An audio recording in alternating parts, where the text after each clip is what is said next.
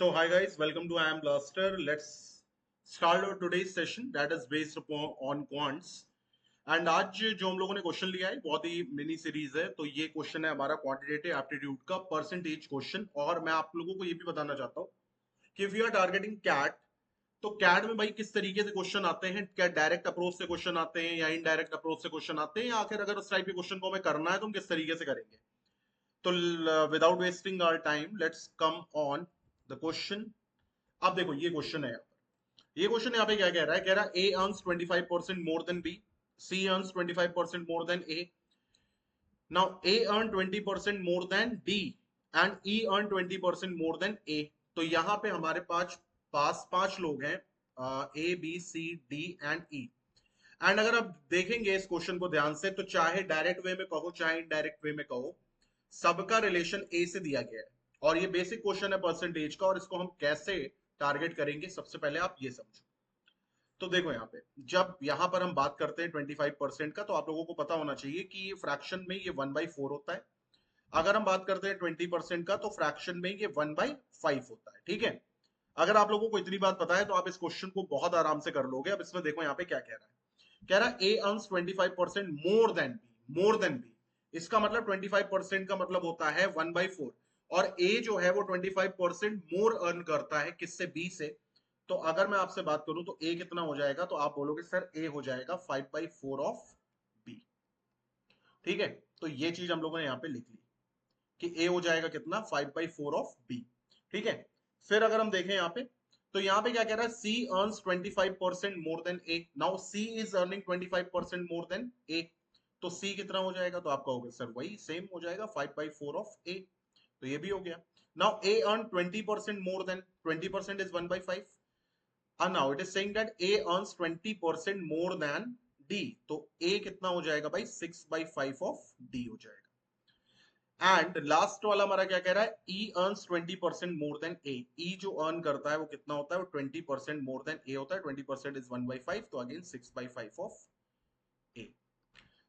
अब हम क्या करेंगे, इन सबको, ये जो हमारी इक्वेशन 1 है, इन सबको हम A के पर्सपेक्टिव पे लिखेंगे। तो ये तो A के पर्सपेक्टिव पे ही लिखा हुआ है, A is equal to 5/4B।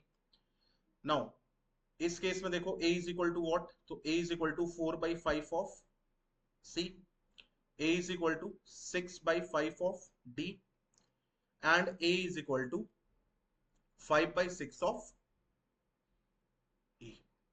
ठीक है, तो अब अगर हमें यहाँ पे एक चीज देखना है, तो आगे क्वेश्चन पढ़ते हैं।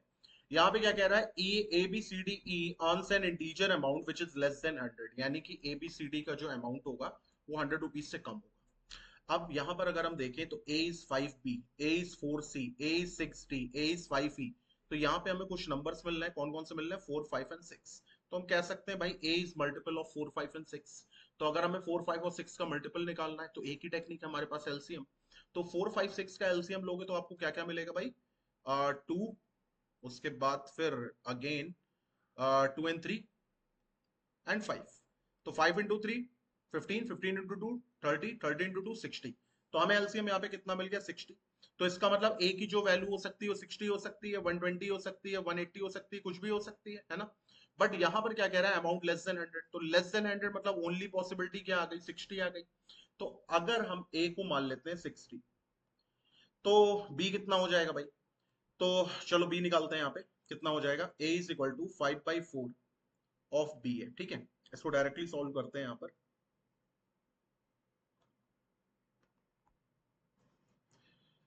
60 is equal to 5/4 of B. So 5 से गया 12 टाइम्स, 12 into 4, यानी बी कितना आ गया, तो बी हमारा आ गया यहाँ पे 48 आ गया। नाउ इसको सॉल्व करते हैं हम यहाँ पे।